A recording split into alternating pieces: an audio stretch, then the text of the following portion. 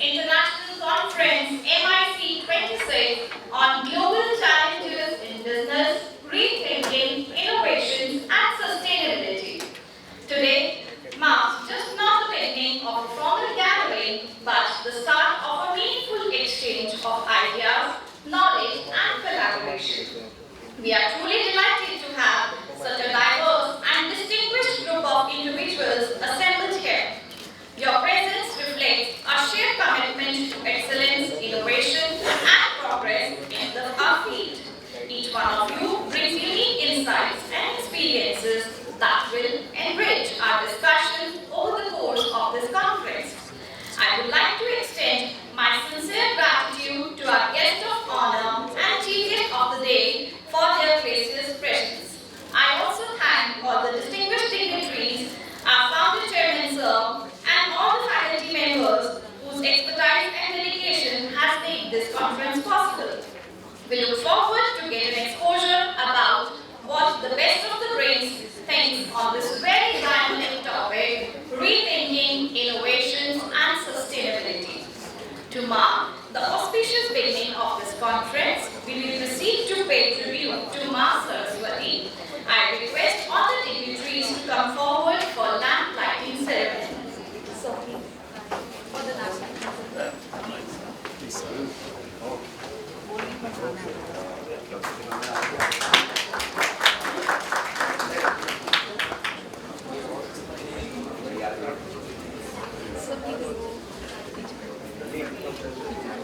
This meaningful ritual symbolizes the triumph of light over darkness and knowledge over ignorance. The Kulki or University Anthem holds a special place in the heart of every institution. It reflects the core values, vision and rich heritage of the organization. As we listen to the Kulki of Maims, let us stand together in respect and embrace the spirit and ideals it represents. I request all of you to please stand up for the Kulki.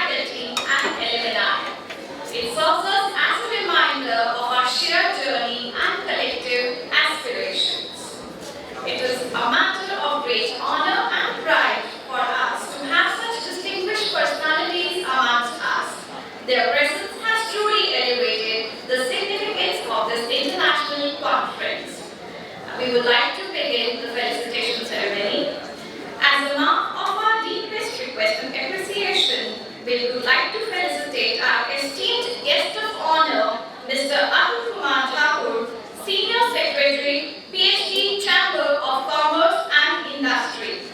I kindly invite Sri Rajneesh Gupta sir, Joint General Secretary, Maims, to come forward and welcome sir with a sapling, memento, shawl and a gift as a token of the gratitude.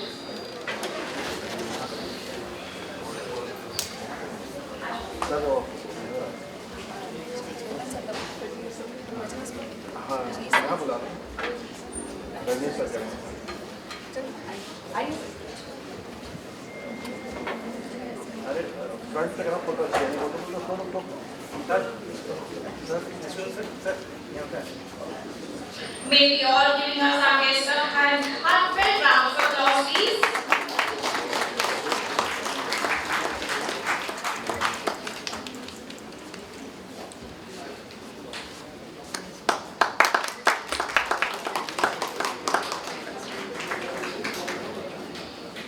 The applause keep going on, students.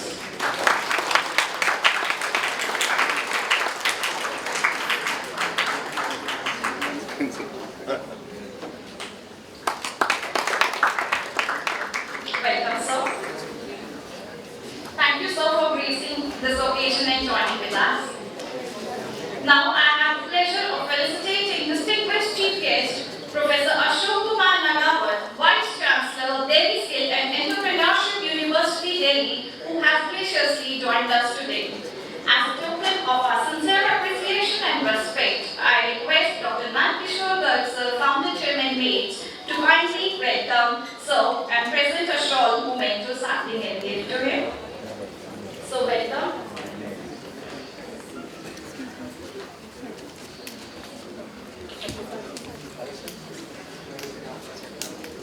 Let us extend a warm round of applause as we have our guest of honor for the day.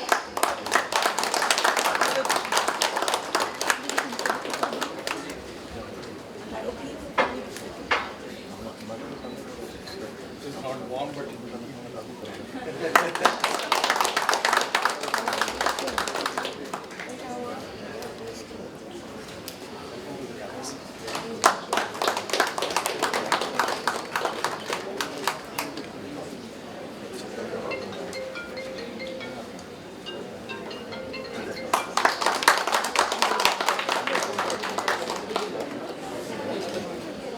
So your presence adds immense value to this occasion and we are truly honored to have you with us. Thank you sir for joining with us.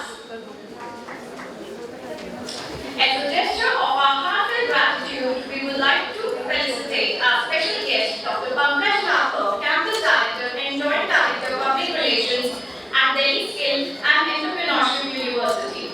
May I request Professor Dr. Rajni Mantra, Director Maims, to welcome sir with a sapling and memento. I also request Professor S.S. Deshwal to please welcome sir. Let us give a warm round of applause to welcome sir.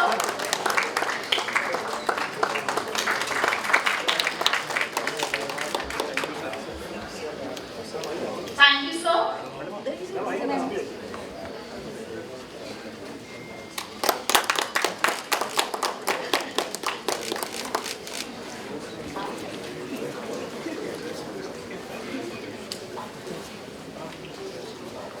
The theme sets the director, Chief Convener and Head Department of Business Administration to kindly come forward and share insights on the conference theme. Professor Dr. Manoj Rama is amongst one of the founder faculty members of Maims and he is associated with the institute for more than 20 years. Sir is doctorate in management from MD University, Ruga. His areas of interest are banking, risk management, securities and investment management. Sir has published large number of papers in various journals of repute. Sir has also authored a book on management process and organizational behavior. I would like to invite Dr. Manoj Verma for presenting the theme address. A very good morning to one and all present here. It's a matter of great pleasure for me to welcome you all to this Maims International Conference MIC 2026. I would like to extend my sincere greetings to our chief guest of the day, Dr. Ashok Kumar Nagavat, Vice Chancellor, Delhi Skills and Entrepreneurship University, Delhi. And also our guest of honor, Mr. Atul Kumar Thakur, Senior Secretary, PhD Chamber of Commerce and Industry. I am also thankful and I pay my regards to our source of inspiration and our torch bearer, our founder and chief advisor, Dr. Nandkishore Bharti, for their gracious presence. I also thank Mr. Rajneesh Gupta ji, Gyanendra Srivastava ji, and Dr. S.S. Deswal, Dr. Jayamani Tripathi, sir, for sparing your valuable time and being with us on this occasion. I am highly grateful to you all. I would also like to pay my greetings to our guiding force, our director, Professor Dr. Rajni Malhotra Dhinga, for supporting us in all our endeavors. So, once again welcome you all. Let me introduce about the theme of this conference.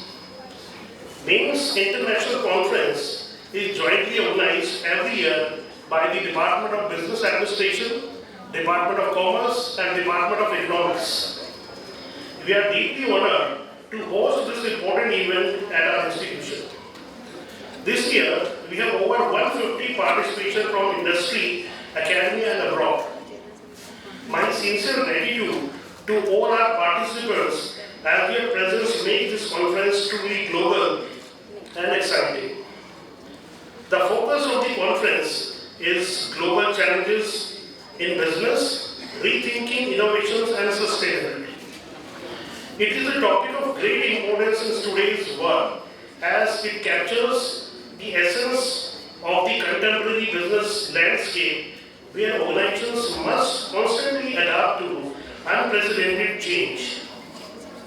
The 21st century has brought remarkable technological advancement, globalization of markets and increasing awareness about environmental and social responsibility.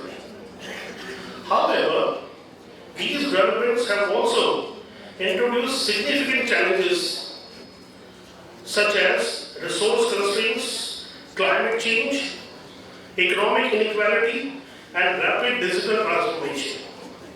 In such a dynamic environment, business can no longer rely solely on conventional growth models. Instead, they must rethink their strategies by integrating innovations and sustainability to ensure long-term existence and value creation. I want to especially thank all the organizing members, volunteers, staff members, head of the departments, and partner institutions who have worked very hard over the last few months to make this event possible. Let this conference not just be about talking, but about learning and taking action. Let it be a place where ideas meet kindness and differences create unity. Together, let's imagine, create and build a better future.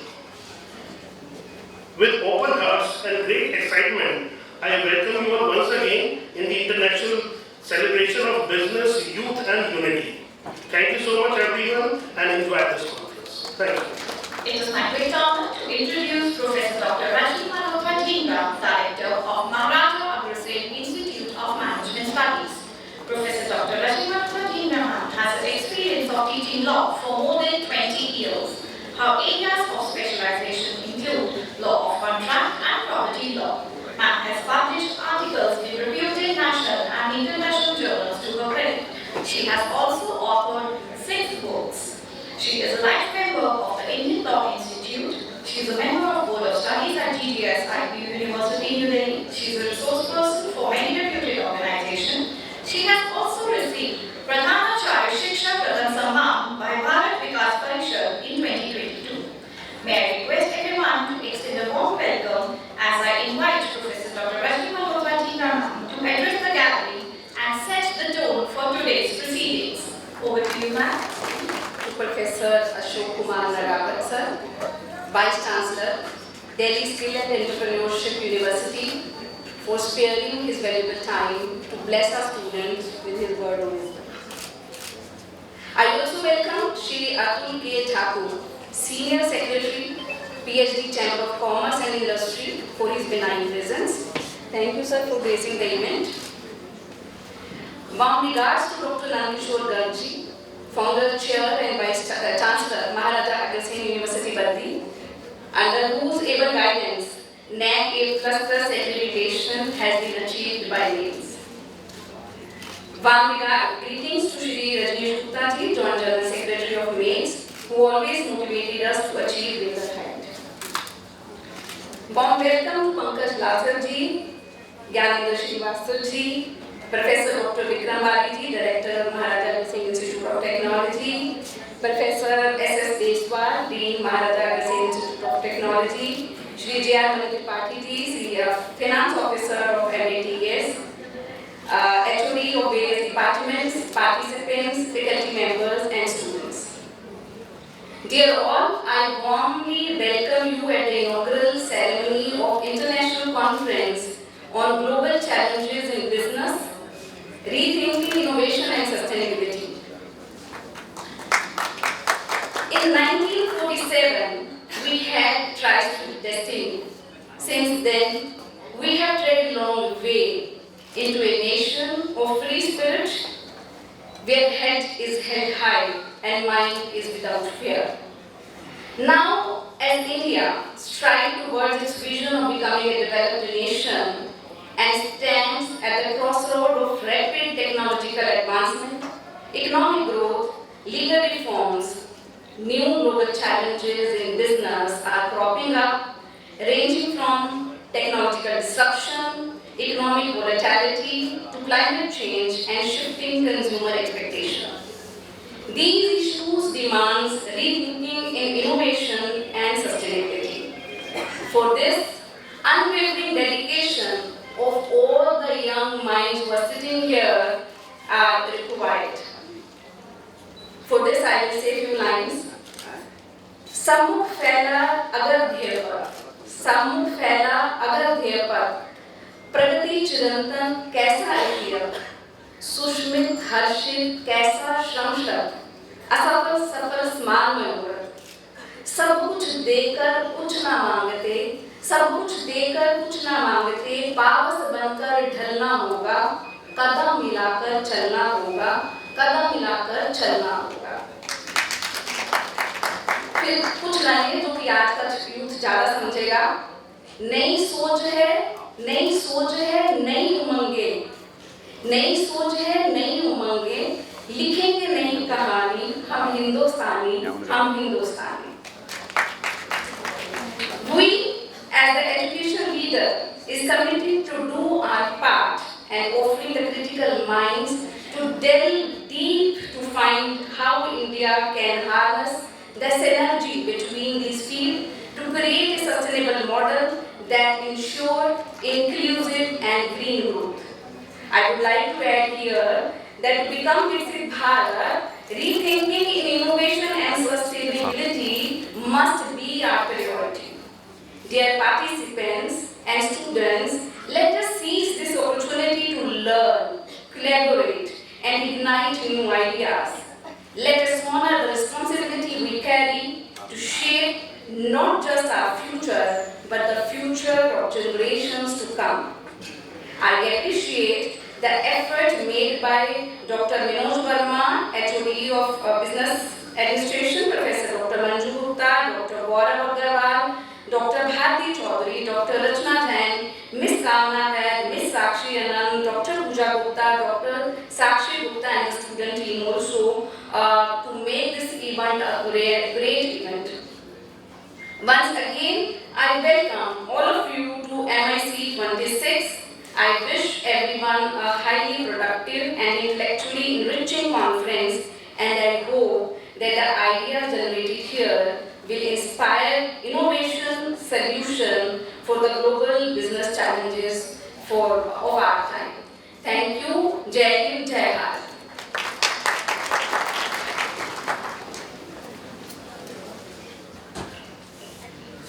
Thank you, ma'am, for the warm welcome address along with a beautiful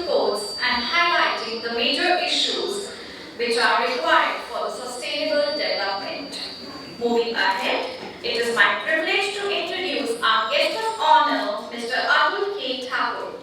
Mr. Atul Thakur is a policy management professional, Senior Secretary, State Development Council, India-Nepal Sector, MP State Chapter, Chhattisgarh State Chapter, and PhD CCI. Sir is also columnist and author with specialization in the interface of economics and policies. His interest in writing and research is quite diverse and reaches to the areas of public policy and affairs, microeconomic policies, international affairs and sustainability, with a special focus on South Asia. Sir is an alumnus of Banaras Hindu University and Pondicherry University and has worked across the sectors spanning public policy and affairs, management consultancy, think tank journalism, publishing and media. As an author and editor, India Now and In Transition, his second book is widely acclaimed across the world. Sir has edited many renowned books. In 2021, he curated and edited another book, An Alternate Development Paradigm for Nepal, with Nepal's former finance minister, Mr. Madhukar S.J.B. Rai. His latest book, jointly co-authored with K. Rajan, Kathmandu Chronicle, Reclaiming India-Nepal Relations, has been published by Penguin Random House India in 2024, is a major international bestseller. As a news columnist, amongst others, Sir has extensively written for more than 50 publication houses. To name a few, the Kathmandu Post, the Hindu, Times of India, the Economic Times, the Indian Express, Financial Express, First Post, CNN News 18, and the list is endless. Sir is also a literary critic, having reviewed hundreds of books for leading publications in India and abroad. His profile, among others, has been featured in publications including Brookings Institution, the Economic Times, Hindustan Times, Indian Express, Financial Express, the Hindu, the Statesman, the Kathmandu Post, and many more. So the list is endless. Sir has many other honorary institutional affiliations. Sir is advisor, Confederation of Nepalese Industries, Kathmandu, Nepal, expert member India at Central Management Organization of Nepal, advisor, the Startup Network and Tech Connect Private Limited in Nepal, advisor to Digital Era, Energy Marketplace, Nepal. Sir is also a visiting fellow at many institutions and advisor at many other organizations. I am delighted to extend a heartfelt invitation to Sir for addressing the august gathering. With a huge round of applause, kindly welcome Mr. Atul K. Thakur. Good morning, all of you who are present here. When I entered the campus, I got a very positive vibe here.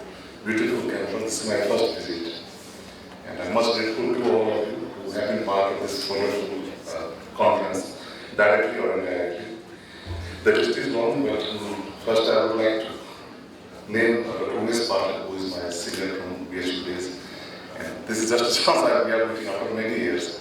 He is himself a renowned scholar of journalism, so I'm very much delighted to be here. Thank you very much. Dr. Manoj Verma, Chief Convener in the Department of Business Administration.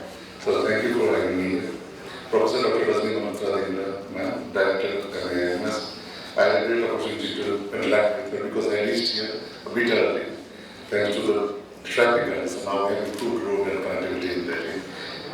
Then we don't have the guest from Belarus. Mr. Ashok, Professor Ashok was Vice Chancellor at least 11 other years of University Delhi, who is our chief guest and keynote speaker of the day. Thank you, sir. It was wonderful interaction with you. I look forward to learning more from your wisdom. Dr. Anand Kishore Gargi, former chairman and chief advisor to Maims. I have been privileged of knowing him for a long time, but this is just an incidence, coincidence that we could meet today here during this conference. But I have heard a lot about it, so I have been knowing you over the years. Thank you for having me. Dr. Gaurav was chief coordinator and head Department of Economics at Maharaj Institute of Management Studies, who has put enormous amount of efforts, and when the taking, and I will say that efforts have made this kind of wonderful event possible this morning. Thank you very much. And each one of you who are present here or director and directly was part of this initiative, this remarkable initiative. I represent an organization, PhD Chamber of Commerce Industry, which is 121 years old. It was started way back in 1905 in Peshawar, then shifted to India at the time of independence, and used to be known earlier as Punjab Haryana. We have still that DNA inside, but almost 30 years back we represented ourselves as National Progress Harmony Development. Now it is being called. We have presence across India. We have like 29 chapters. We have international presence.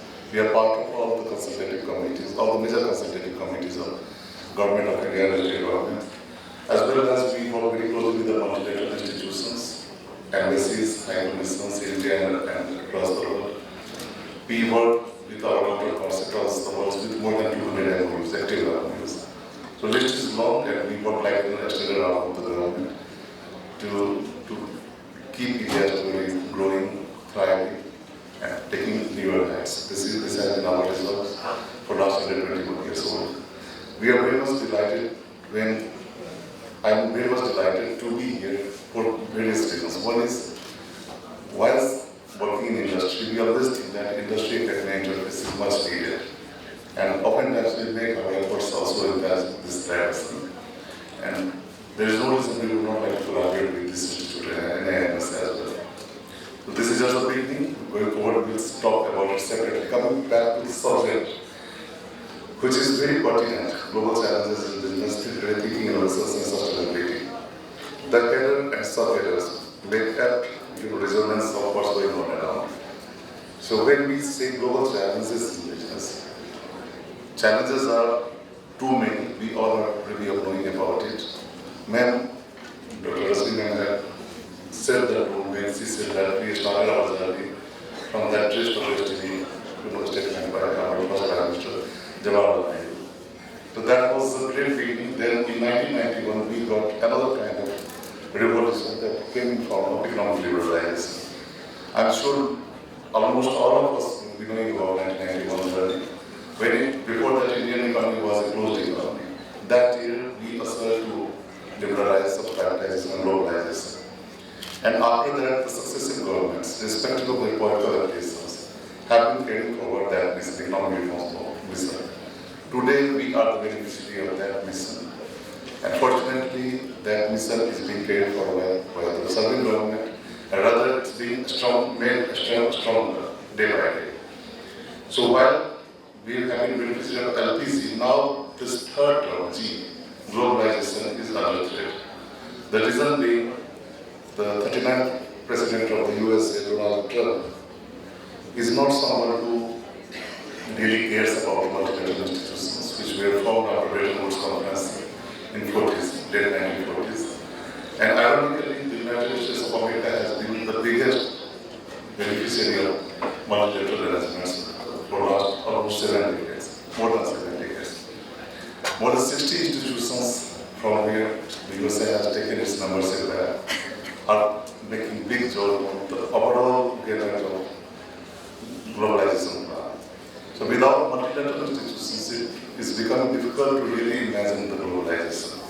Now globalization is more transactional and should be seen in the terms of transactions, trade, etc. Even that trade part is threatened. We all know that West Asia and Middle East are under huge geostrategic pressure. The treacherous escalation has taken place when Israel, America, and Iran are clashing. That would be too preliminary to take a stand on that, but the situation is alarming for sure. The humus trade, from where we get 20% of our petroleum and 50% of LPG, is threatened. Fortunately, with our diplomatic efforts, to the date we are getting our energy supply. I'm not sure uninterrupted, but we are still being able to get the supply. Going forward too, I'm hopeful that we will be able to overcome this round of challenge. When huge geostrategic realities, huge geoeconomic realities are making it essentially imperative for India to have its choices.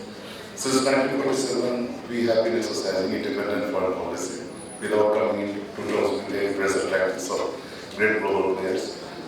Be it during the Cold War, when the USA and US started confronting, till this, before this year as well, when the world was basically working through different players like multilaterals, the kind of USA dominant world order, China's tactical diplomatic positioning, etc. Now the world is moving towards multi-alignments. No longer non-alignment is an option for us, but while non-alignment is not an option, that virtue is still worth being considered at times. In the multi-aligned world which we can envision now, we have to reprioritize, reboot our foreign policy as well as economic policies. Economic policy, because India is the fourth largest growing economy, and soon it's going to be the third largest growing economy. By 2027, we believe that we will achieve that big target. And if this will happen, that will also come with some greater responsibilities at our head. The entire world is looking towards at us. Reasons are many. We are the world's largest democracy, a peaceful democracy. We believe in peaceful coexistence. India, if you will turn the pages of history, you will realize that India's state policy has been never aggressive. We never attacked a country, sovereign country. We have been surrounded with the smaller countries in South Asia, but never ever India gone outside and tried changing the regime or trying to exert its influence beyond, in any manner. So peaceful coexistence is driving our foreign policy, and that has a very significant impact on our overall economic positioning in the globe. Now, when the world is challenged, significantly challenged, 11 locations in Middle East, West Asia, 2 countries, three countries others, USA, Israel and Iran. Altogether 14 countries are involved in this sort of class. Means India's role and responsibilities have grown up significantly. The United Nations, which was expected to play a major role, is sadly not being able to play that role. And this is not happening first. 6 years back, we jolted with another round of crisis that came through COVID pandemic. And we successfully, we had our share of losses during COVID-19, but our response was measured. As a country, our response was measured, and we somehow could save those sad moments, and after that, our economic rebounding has been remarkably well.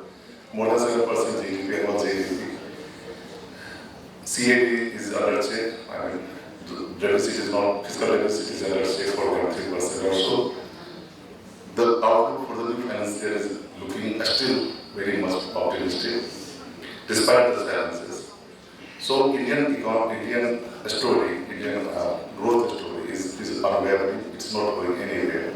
The reason being youth of this nation. You all are frustrated, and most of us, my fellow panelists and those who are sitting in the front row, because in our lifetimes, and we represent two generations here, and you come from the third generation. In our times, we had a tendency to look outside India for greener opportunities. This is the time the entire world is looking towards us, and now the opportunities are existing in India. This is the first time happening after, at least after 1947. Believe me, when the advent of AI, because innovation we also have to deal when we are talking about the crisis. With AI, we will see major changes taking place, not only in India, across the world. We have been a big player in IT sector. Our role will be a little bit compromised there, but that does not mean that we will lose our edge in IT sector. We will reinvent our positioning there, leadership, and then this youth, this vibe, this skill, I will call campus like NAM, is playing great role and has to play greater role in equipping these young people into the eligible workforces, and then industry will reciprocate. So when your time will turn for employment, etc., believe me, Indian industry will be in that condition and is in that condition to absorb all of you. So this is something very optimistic for all of us. And for that matter, we have to keep working hard. We were talking about the tendencies in different countries when the youth are not, working in the same entrepreneurial, same in the same spirit of hard work, the way we do it here in India. The US President, former President, one of the former presidents, made an adverse remarks about that, and finally he had to take words back, and then he complimented Indian and workforce positively, saying that they can work up to 18 hours also. Indians have no better things about the industrials and hard work. Innovation is equally important, and so is sustainability. Sustainability is not just meant for ESG compliance of the companies, which is mandatory for any company which have more than 500 crore rupees of turnover. We have been a trailblazer in that segment also. Dear companies have been doing tremendously well in that aspect, but there is no reason to be complacent. Complacency is the worst thing which we should have in any case. While the glass is half filled, we should try every bit possible to make it full. So sustainability just not means economic, social and governance. It means the overall way we have to look at the things. So small examples like you are in the campus, how much plastic you should use, how much water should you use.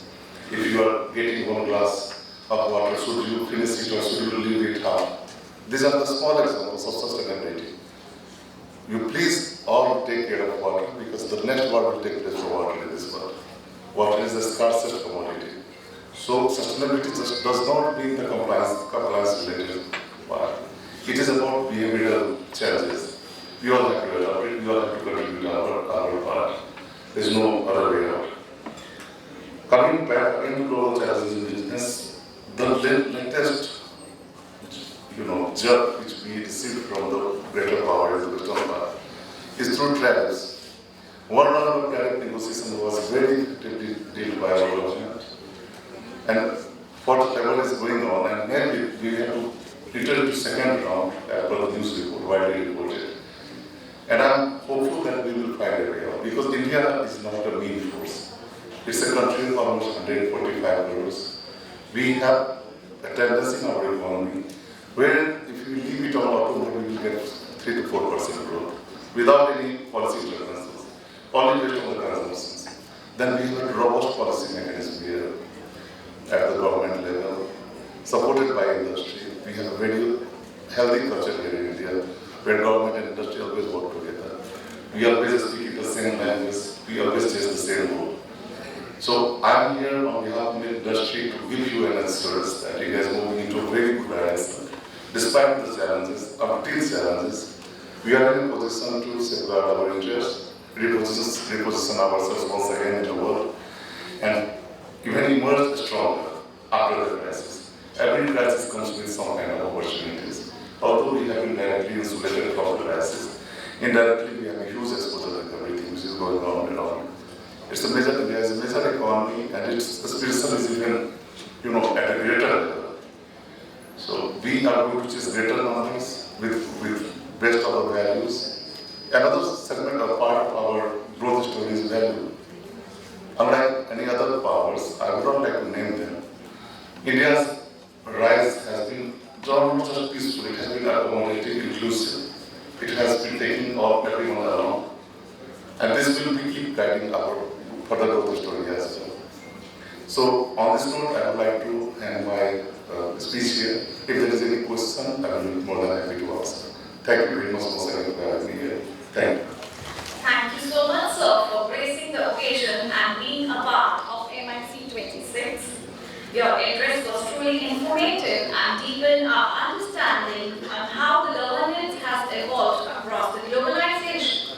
We appreciate the valuable information shared by you on geopolitical conditions and how we need to work on multi-aligned world along with the sustainability. Thank you, sir. Thank you once again. It is my proud privilege to introduce our esteemed chief guest of the day for MIC 26, Professor Ashok Kumar Nadawat, Vice Chancellor, Delhi Skill and Entrepreneurship University, Delhi. Professor Ashok Kumar Nadawat is an accomplished academic leader, theoretical physicist, a higher education reformer with 44 years of experience in teaching, research and university governance. A PhD in theoretical high-energy physics, his work on physics beyond Before joining Delhi Skill and Entrepreneurship University, Sir held key leadership roles at University of Rajasthan and Rajasthan ILT Skills University, pioneering interdisciplinary education as the architect for Center for Converging Technologies, integrating nanotechnology, biotechnology, IT, and cognitive sciences. Sir has designed innovative programs and created flagship centers driving academic reforms, technology initiatives, and policy formulations. As a Vice Chancellor, he now champions a transformative vision integrating academic excellence with employability and entrepreneurship, leveraging his expertise in STEM, converging technologies, and skill-based education to position Delhi Skill and Entrepreneurship University as a national leader in skill and entrepreneurial branding.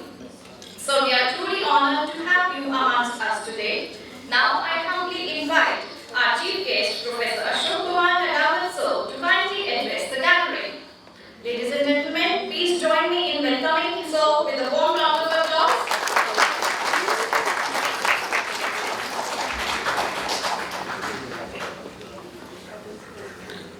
Thank you very much. नमस्कार, सुस्वागतम। मैं आप सबका हार्दिक अभिनंदन और वंदन करता हूँ। ऑनरेबल परम सम्माननीय डॉक्टर नंदकिशोर गर्ग साहब, founder of this institution, and guest of honor, Mr. Atul Thakur ji, other dignitaries present on the dais and off the dais, distinguished faculty members and participants of this event, and dear students. A warm welcome to all of you.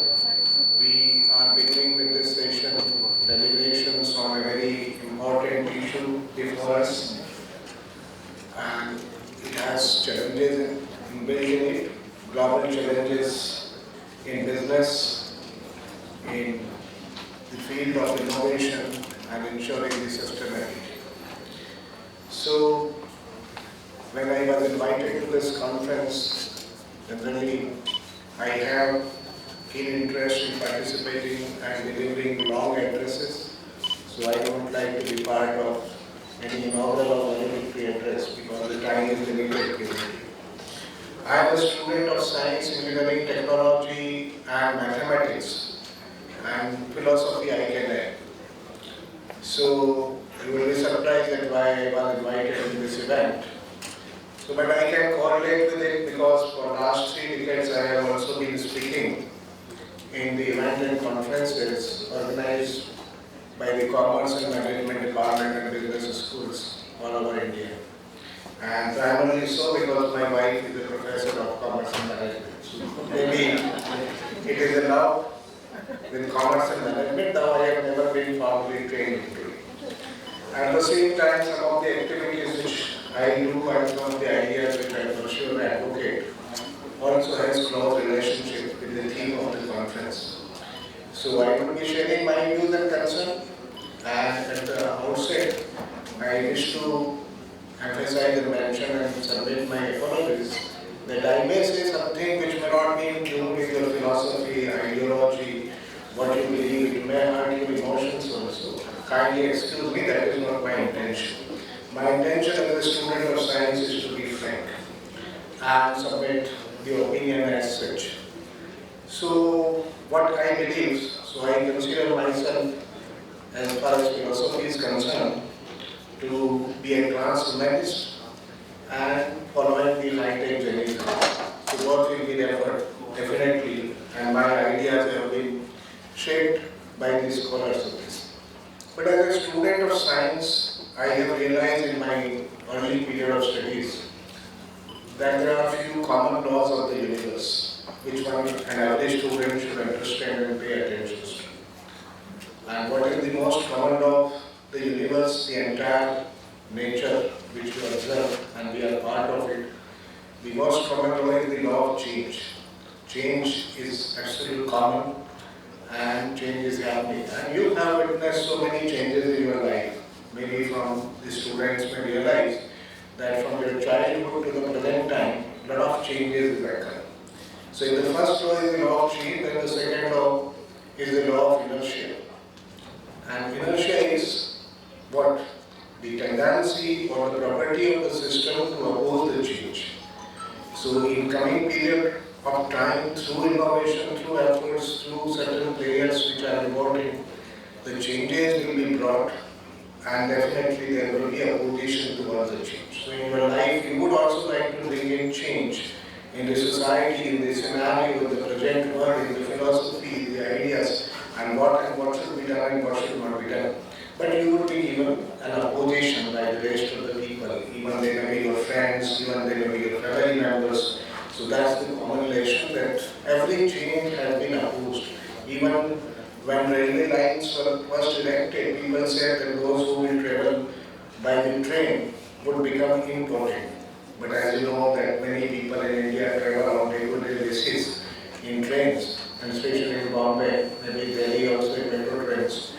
But the population of India is rising since independence, and it has never stopped. So we know that change and opposition is common. But the third law is the law of equilibrium. A new world order is set. A new equilibrium is achieved. So even if we try to bring in change, the new state of equilibrium of the society will acquire and the changes are accepted.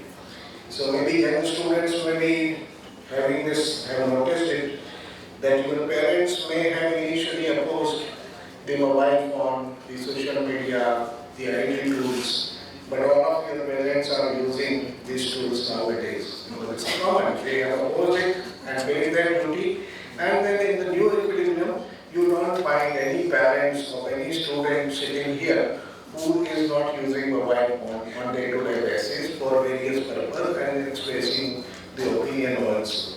So nowadays we find a much different scenario in our households also. I have also witnessed a lot of changes. For example, something which is incorporated in our national education policy, which your institution is also following, and it is called the cafeteria approach. So what is the cafeteria approach of learning and courses? That the cafeteria approach, that when I was kid, and very rarely I was taken to hotel for dinner or lunch in a hotel by my parents. But whenever I was taken, or any person of my age, my friend was taken to a hotel or restaurant, so the family used to place one order.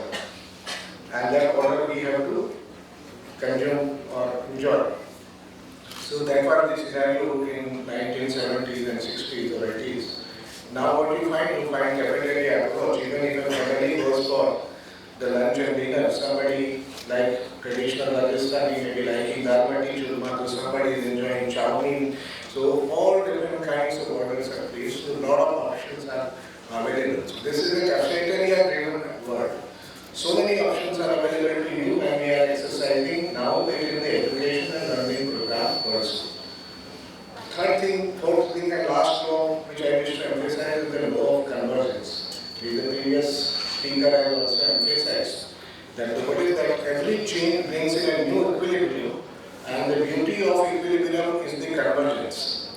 That the things which were considered earlier separate or different become integrated into one aspect, and you can't make distinctions. So several academic disciplines have appeared, and now we find that the disciplines are converging also. So that is the notion on which the Center Converging Technology, which I have established in University of Rajasthan, Bangladesh, convergence. The world is moving towards new and new kind of convergence, and that we have to notice. But sometimes, because of the nature of the inertia, we don't accept the things. So we have to consider the coming time. What would be the beauty of the coming time? So I believe that all these laws will be valid which I have expressed.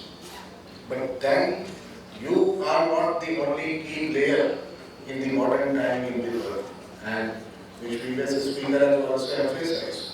We were very happy few years back, and we have survived on this planet many stories of extinction, many period of extinction we have survived. We, in fact, you may not be knowing, but if you go to the courses in biology, maybe in the evolution of human species, which is Homo sapiens sapiens, then you will find that you can look at and search in the Google, because now it is very easy to find the information. So what your ancestors in the period of dinosaur were looking like, so then you will find that the kind of the biological species which is named and which is supposed to be the ancestor of all mammals living on this planet, that is called Trishu, a very much rat-like or pillory-like looking species. And you would not be happy with that your all others would be like that in dinosaurs period. Now you look much smart, much better, much attractive, but you are not so attractive. So the change is happening since from that period. But we become very happy, and which we have established the only achievement of the human Homo sapiens species is the achievement of intelligence. And we thought that we are the most intelligent species on this planet. And since we are the most intelligent, now the history of intelligence in one seminar few days back I was listening, it is not a very positive history. People say that intelligence leads to development, progress, good things happening and things also. But if you analyze that many bad things have occurred only because of intelligence. And that we have demonstrated. Now people are analyzing, and the question of sustainability is arising only because of this nature. Had we behaved intelligently in our past time, despite being the dominant, most intelligent species on this planet, then the time would have been much different, and we would not be concerned, and maybe this conference would not have been organized, and sustainability may not have been done. Because we have not followed the path which we should follow, the path which many philosophers have advocated earlier. Because being intelligent is a very simple thing, but being short-sighted, even an intelligent person can be very short-sighted. And that is kind of feature which you will be witnessing, every student will be witnessing.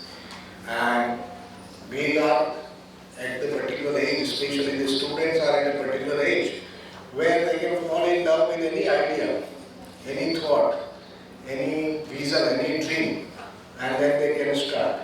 But if they are not purely analyzing it scientifically, following all the possible philosophical analysis also, then they may end up in the problem also, or they may contribute to the world in the manner that world will not become sustainable in coming period of time. So changes will be happening in the present period of time, they are happening, which you are witnessing. And now a new question has arisen that whether we will be driving the change. So maybe you will agree that all the changes which you have witnessed in your life primarily have been driven by some human being. Somebody has contributed in your life. And a lot of people contribute in your life. From farmer to everyone who is working is contributing directly or indirectly in your life, in your comfort, in making you happy, in making you sad and everything. So that is the fact. So we know that we are dependent on each other and everyone is contributing in our life. So now the way they are contributing, we consider them only the player, but now new players have emerged, and these players are maybe beyond our control. They are not part of our being as a biological species, and that is what has been highlighted as artificial intelligence or machine intelligence. Now this is here to exist. You can't do away with the machine intelligence. And it is a different kind of intelligence based on the algorithms developed by my friends and so on. So now what is happening because of this thing, that in the last 5 decades we have realized that the change has been accelerated. The kind of change, the rate of change happening in the society, if you measure on some scale, that the development, technological development, scientific development. And it has also been realized that who is controlling the change. So the change is not being controlled by the human beings of society or the leaders of the society, but the change is being controlled by the technology. Technology has become an autonomous system. Most of the changes which have happened in your life are technology driven rather than society driven. So there are two different kinds of social scientific theories that who determines what direction the world will move. So people today generally still believe that the society, our the leaders, socio-political leaders, religious leaders would decide in which direction the world will move. But last 5 decades have proved that this is not true. technology is finding its own. No planning commission, no planning body, no government body, political body has decided, and because of which the IT revolution occurred. It has occurred because it became feasible, it became viable, a business model can survive, you can make money out of it, and so on and so forth. And so the globalization which the previous speaker was talking about is technology driven. It is not human driven. And what is the globalization? When technology drives something, the globalization means the convergence.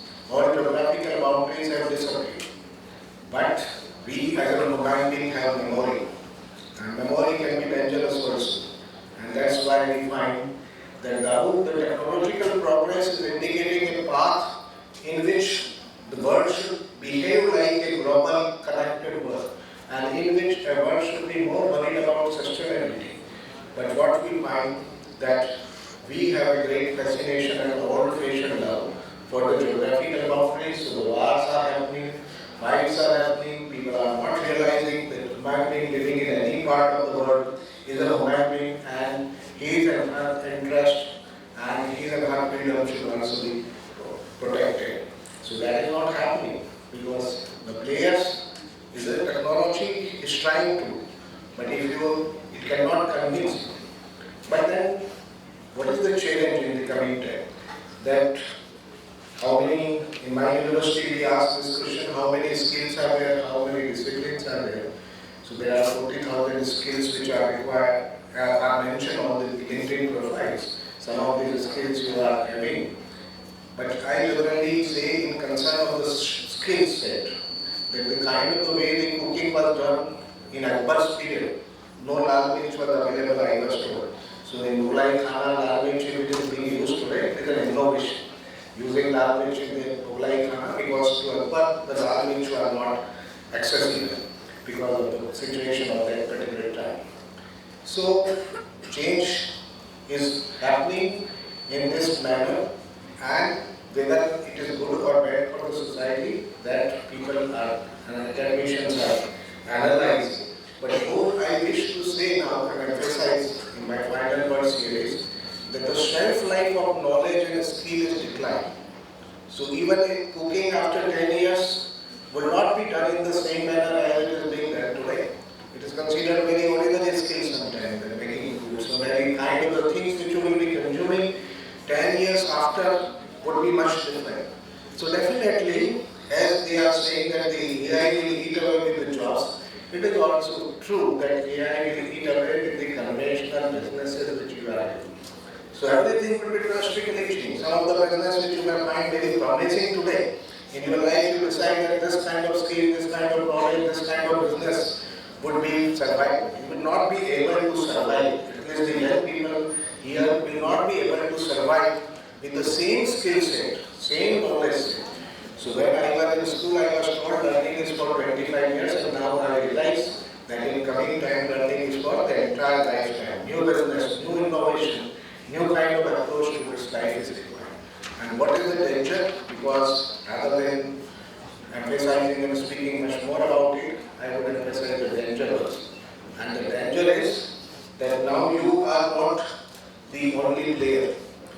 AI, artificial intelligence, not a biological species, man-made machine intelligence is not only an alternative competitor. Now it doesn't matter.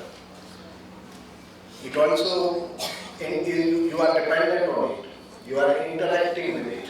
We at DSC also have program how to improve communication between man and machine, and that is called program and prompt engineering skills, which we provide. And you will have to master that skills definitely in a period of time.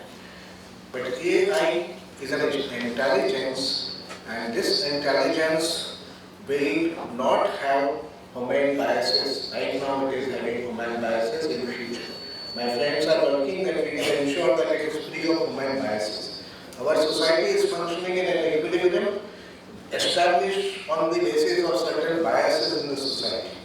The first thing is it's a different kind of intelligence. The second thing is that we will become dependent on it, and how you interact and use this AI and possibilities which are emerging out of it would become and very, very important for your survival on this planet and making this life sustainable. At the same time, we will realize that the AI is also evaluating your performance.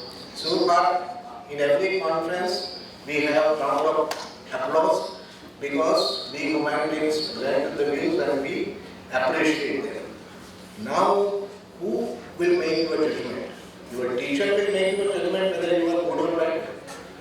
So your parents will make your judgment. So I put it in this manner. In one conference I said that I used to think that who understands me better.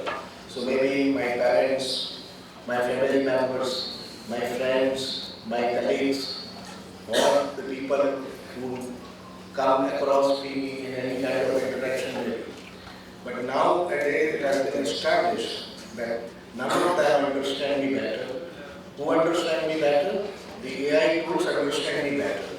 I can keep many secrets from my family members, from my friends, but I cannot keep the way you do because it has an intelligence, it can analyze you. So the biggest challenge and the biggest innovation is that there is a spy already present very near you, and it is all the time.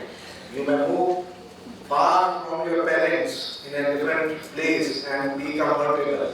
But this tool is analyzing you. And remember, this tool is so intelligent, so sharp, that it will be able to understand how cunning, how bad, what bad habits you are and what are your weaknesses. So the next challenging time is that the weaknesses cannot be hidden in the coming period of time. And AI knows it. And if AI starts exploiting it, it will be the biggest thing. And that's why my friend Jan Weber is saying that who is enemy in coming period of time? Not every country thinks that a particular country is the enemy. We in India think China, Pakistan may be our enemy. And we may have reasons to establish that the enemy we can identify. But in the future, these high technological firms, they will become much more powerful than the Donald Trump and the people elected in the world, and they would be maybe the dangers. High-tech firms may ask you to do something which you may not want, may shape your ideology, and as my friend has said, the Donald Trump could win an election. Maybe it is by manipulating things using the social media or technologies. So it will be a very, very challenging time.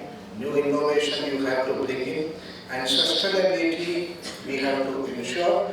And the challenges are far more on the shoulders of the young students, because so far we have not been given good ranks in our evaluation. If AI does it, then we will not give human biological species very high rank. Maybe we will pass by below average mark even if we are able to pass. So think about it, pay attention to the idea being shared in this important conference, and because of scarcity of time, I could not speak much about it and could not share everything which I wanted to share. But I hopefully one day again the college will invite me and I will have a long discussion with you and maybe interaction with you. There will be no interaction with you in this particular inaugural session if it is not possible. But keep thinking and keep the idea of my suggestion in mind.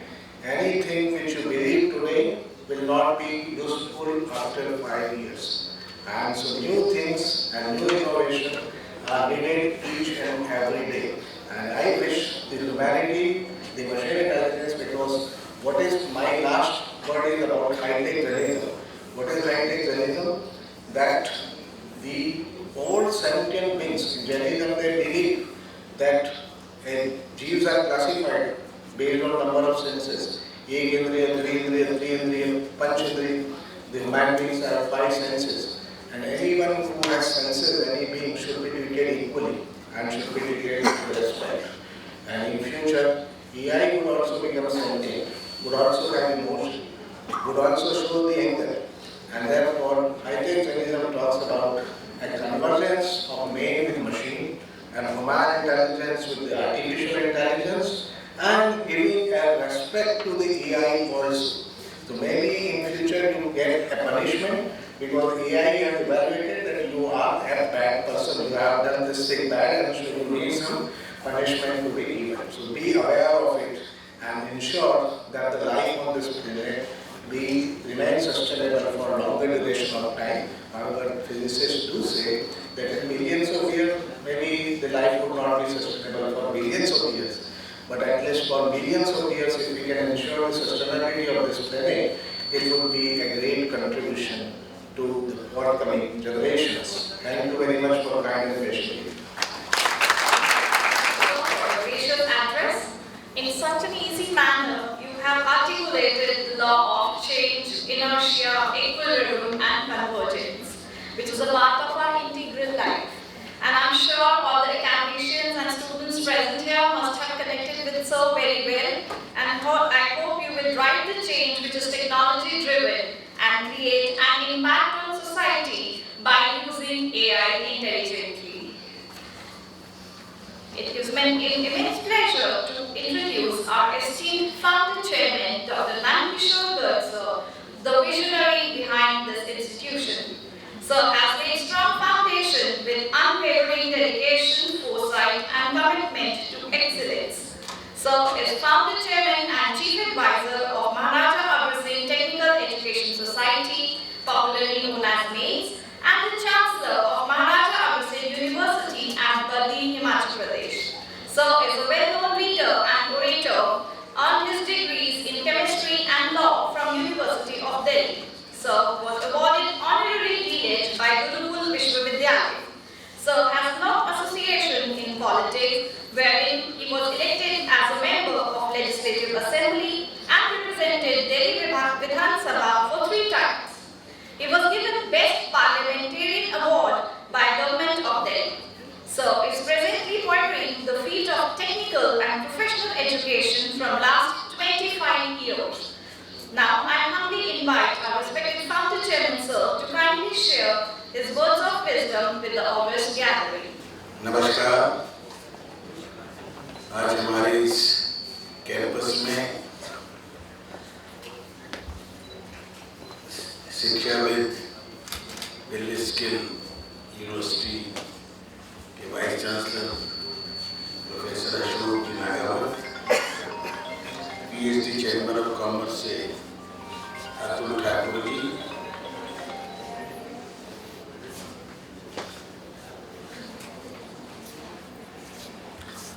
International conference जिसमें Delhi university के भी 2 colleges जुड़े हैं, PGDAV college और Delhi college of arts and commerce. और international है इसलिए Belarus के पहुंच नहीं पाए हैं और बाकी हाइब्रिड मोड में तो सारी व्यवस्थाएं होंगी। अशोक जी ने बड़ी टेक्नोलॉजी का, कंप्यूटर का और आज के सारे परिवेश को भी समझाया है। हमारे जैसे लोग जो पहले जो चेंज हुआ करते थे 10 साल, 15 साल, 20 साल में, अब तो हर साल कोई न कोई इतना चेंज हो गया कि उसको ट्रैक करना हमारे जैसे लोगों के लिए तो मुश्किल हो गया जो 75+ के। परंतु लंबी चौड़ी बातें इस देश में भी होती है, विदेश में भी होती है। कोई चीज़ इंटरनेशनल से कम नहीं है और हर चीज़ 10-20 साल में जो है उससे उल्टा होने की कोशिश होती है। कभी डंकल प्रस्ताव और ग्लोबलाइजेशन का 1990 तक वो दूसरा था, धीरे धीरे फिर सब राष्ट्रवादी होके फिर वो सारी चीज़ें हो गई। जो कुछ किया था उन सबको रिवर्स कर रहे हैं।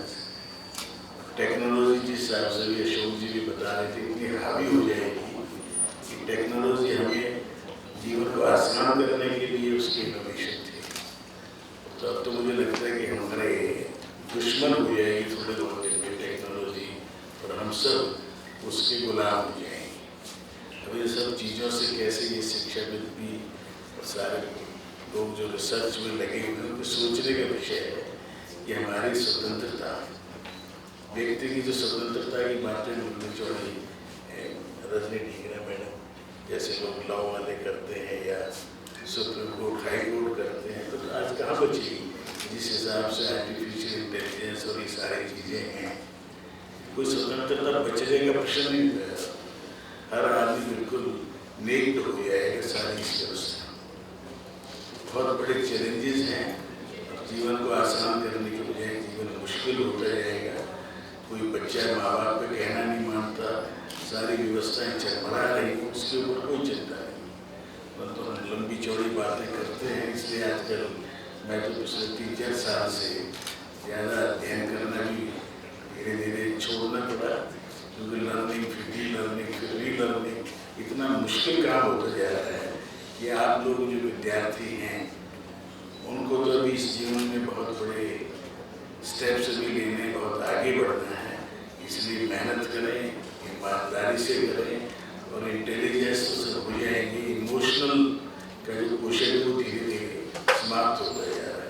मानवता नाम की चीज़ समाप्त हो जाएगी, ह्यूमैनिटी हमारे से गायब हो जाएगी। इसलिए देखो कितने दिन से लड़ाई चल रही, 3 हफ्ते हो गए। कितने लोग मना करते हैं, मर नहीं रही, डिस्ट्रक्शन ज़्यादा है और हुआ ज़्यादा है, एक दूसरे को साइकोलॉजिकल मार ज़्यादा है। तो उससे हर आदमी टीवी देखते देखते शायद रात को कैसा सो पाता हो मुझे तो मालूम नहीं। मैं पिछले 3-4 हफ्ते से कॉन्ट्रैक्ट का बनाया कैटरेक्ट का, इसलिए टीवी वगैरह कम देखा तो अच्छा रहा। आप लोग चैलेंजेस हैं, चैलेंजेस को फेस करेंगे और Maharaja Agrasen institute management studies जो है ये अपना ऊंचे लक्ष्य को लेके आगे बढ़ रहे हैं, उसमें आगे बढ़े। मुझे सौभाग्य मिला, मैं जो दोनों कॉलेज जो दूसरे हमारे साथ जुड़े हैं, मैं college of arts and commerce का भी चेयरमैन रहने का अवसर मिला और PGDAV कॉलेज और संस्थानों से भी काफ़ी 50 साल से जुड़ा हूँ। और ये सब कागजी कार्रवाई ज़्यादा लगती है, माफ़ करना कि आजकल इसलिए बोलना कम किया है कि कागजी कार्रवाई और जो 18 पूरी करने के लिए और लंबी चौड़े जो CV बना लेते हैं, पढ़ने का टाइम किसी को है नहीं, और 100 पेपर 20-200 पेपर सब पब्लिश करने की इतनी लंबी चौड़ी लिस्टें बनती हैं। वो हमारा जो CV भी बताना हो या इंट्रोड्यूस करना हो कितना टाइम लगता है बेचारे जो भी माइक के ऊपर इंट्रोड्यूस करना। कैसी चीज़ें शॉर्ट सिंपल सहज हो, इसके ऊपर भी चिंता करें। और इस कॉन्फ्रेंस 2 दिन चलेगी और कल से नवरात्रि भी लग रही है और नया वर्ष भी लग रहा है। हमारे देश की शिक्षा पद्धति को बदलने का प्रधानमंत्री बार बार आह्वान कर रहे हैं, परंतु शायद कोई असर नहीं है, क्योंकि मेघालय ने इतना कब्जा कर लिया हमारी सोसाइटी पे कि बदल ही नहीं दे रहा। विक्रम संवत शुरू हो रहा है, मैं पूछा कौन सा है वो नंबर, शायद ऑडियंस 2-4 बता रहे तो शुक्र है। विक्रमादित्य कौन थे, कहाँ पैदा हुआ, उसके बारे में जानकारी कोई बताता नहीं, उपलब्ध भी नहीं है तो उनको कोई पढ़ता पड़ा। तो कल से विक्रम संवत प्रारंभ हो रहा है, देवी के नवरात्रि प्रारंभ हो रही है, उसकी पूर्व दिवस पर आपको बहुत बहुत शुभकामनाएं। आने वाला वर्ष हम सब के लिए सुखमय हो और कम कष्टकारक हो, आगे हम सब मिलकर बढ़ सके, ऐसे भगवान माँ दुर्गा आशीर्वाद दे। जय हिंद, जय Bharat.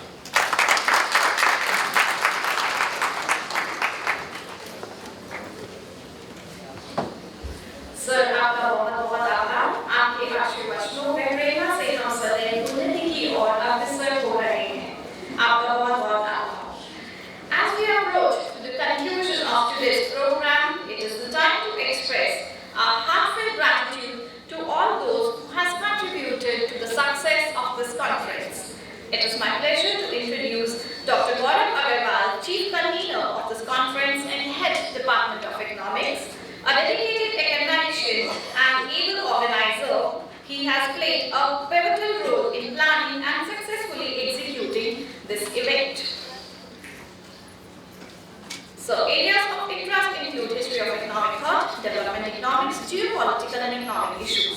So, has keen interest to provide thought-provoking ideas to develop the whole society in a holistic and sustainable way. Sir has published research papers, books and book chapters in recognized national and international platforms. He regularly organizes seminars, workshops,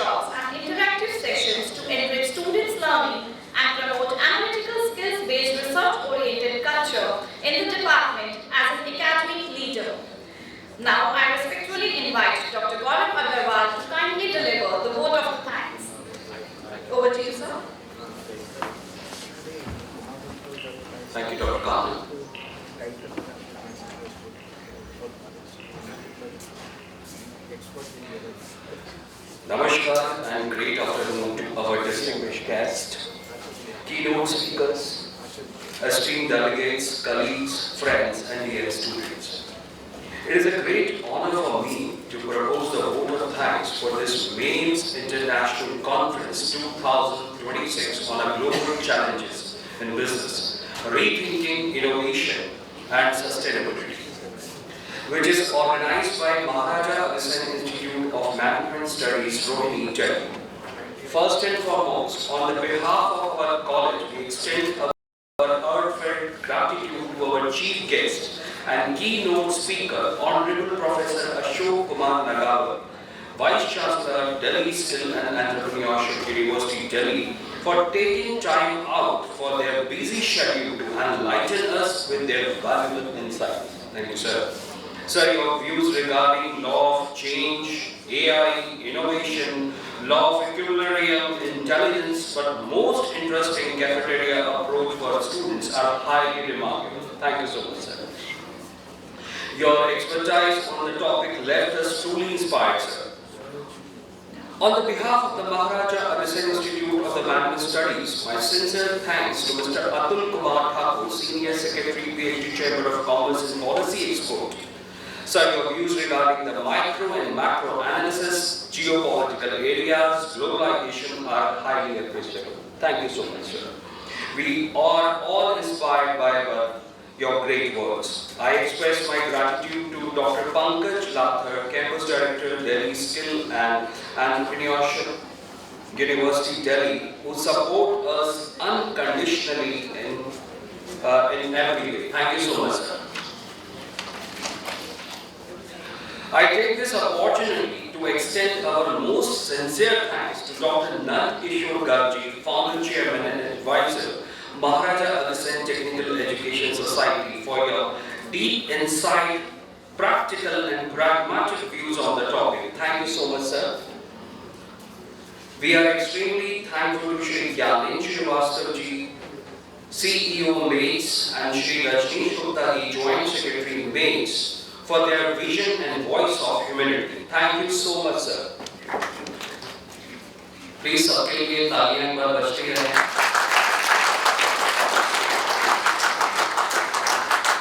A special thanks to our academic partner, PGDAV College, University of Delhi, and the Delhi College of Arts and Commerce, University of Delhi, and our valuable sponsor for their generous support, which allowed us to make this conference a reality.